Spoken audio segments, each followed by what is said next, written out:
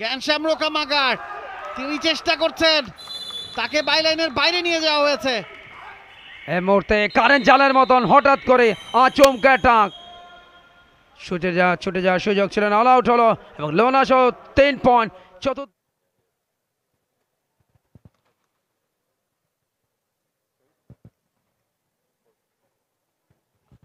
So news from the center is Nepal has won the toss and they have chosen to court first. পঞ্চম দিন in fact এবং প্রথম match Nepal versus দক্ষিণ কোরিয়ার মধ্যে। লাইন আপটা বাংলা সেক্ষেত্রে বঙ্গবন্ধু কাপ 2024-এ কোরিয়ার নেপাল দলের খেলোয়াড়দেরকে দেখছেন তাদের লাইন আপটা। তবে সকালে দুটো ম্যাচ রয়েছে, বিকাল 4টা থেকে বাকি 4টা ম্যাচ। এর পরের ম্যাচে বাংলাদেশ পোল্যান্ডের বিরুদ্ধে খেলবে। চতুর্থ ম্যাচ বাংলাদেশের প্রথম রেড কোরিয়া দলীয় ক্যাপ্টেন জং হুন চয় তিনি রেড করছেন।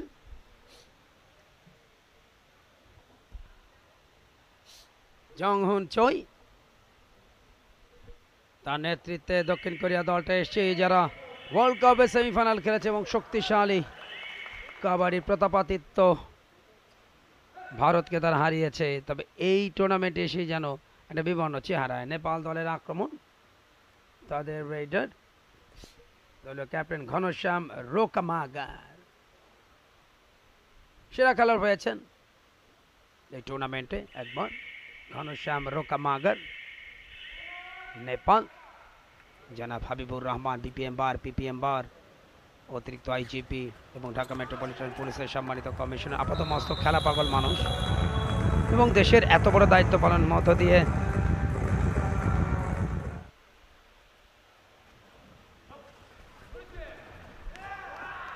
লাস্ট রেড জোড়া পায় ব্লক। এক্সেলেন্ট ঘনশ্যাম রোকামাগার টিম অধিনায়ক জুয়াং কিমকে। আরো একটা পয়েন্ট নেপালের, নেপাল 12 দক্ষিণ কোরিয়া আউট। রেডে ধরা পড়লেন গণেশ পার্কি। ধন্যবাদ কুমার কল্যাণ। নেপাল নিজেদের 2 ম্যাচের 2টাই জিতেছে, টুর্নামেন্টের অন্যতম সেরা দাবিদার।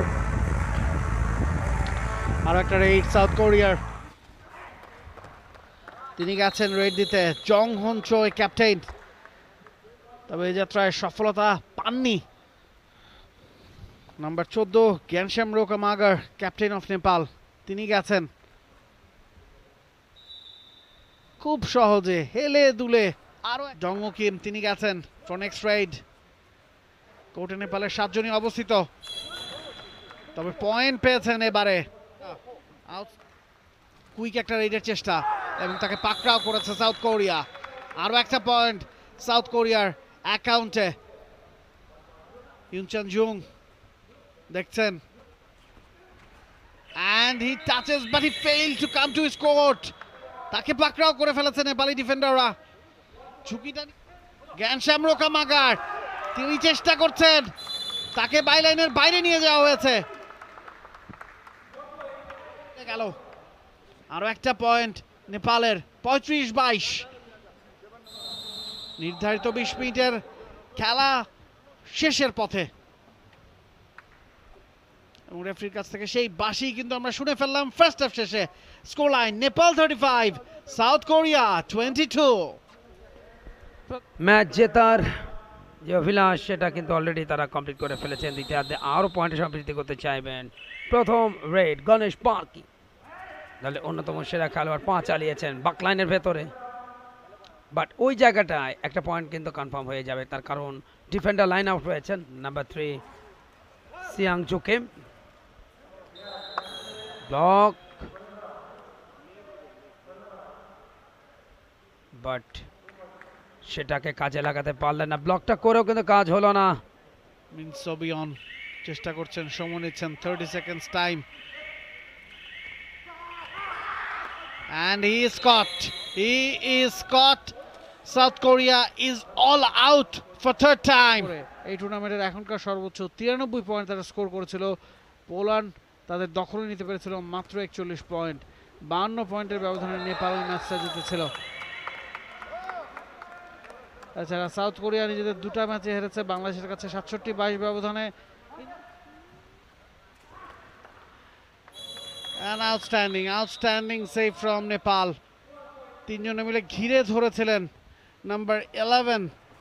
Last 4 minutes. এই মুহূর্তে কারেন্ট জালের মতন হঠাৎ করে আচমকা টাক ছুটে যাওয়ার সুযোগ ছিল না, অল আউট হলো এবং লোনা সহ 3 পয়েন্ট। চতুর্থবার লোনা সফলতা দেখিয়েছে। বাংলাদেশ জাতীয় কাবাডি দল টুর্নামেন্টে হ্যাট্রিক চ্যাম্পিয়ন তারাই অনায়াসে পয়েন্ট আনলেন। খেলোয়াড়টি ছিলেন ইশরার খান।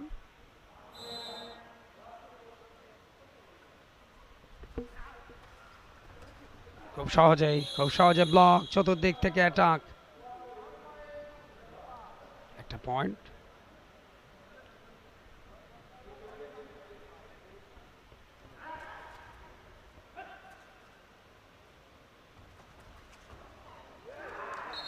আর একবার পয়েন্ট, সে এবার অবশ্য ব্লকিং পয়েন্ট।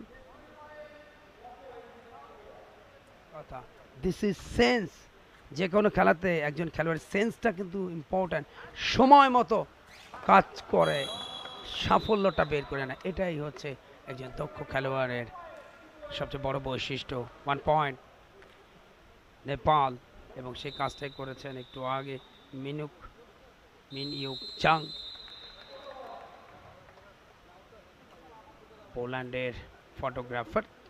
এবং সেই সাথে রেফারির লম্বা একটা বাঁশি, যার অর্থ খেলা কিন্তু শেষ হলো। Full time score line Nepal 65, দক্ষিণ কোরিয়া 45, অর্থাৎ তৃতীয় জয় তুলে নিল এই ম্যাচে দক্ষিণ কোরিয়ার বিরুদ্ধে নেপাল। 67-45 পয়েন্টে তারা ম্যাচ জিতলো। For more updates, subscribe to our YouTube channel and click on the bell icon. Follow us on Facebook and Instagram. Download T-Sports app to enjoy exciting games and highlights. Visit tsports.com.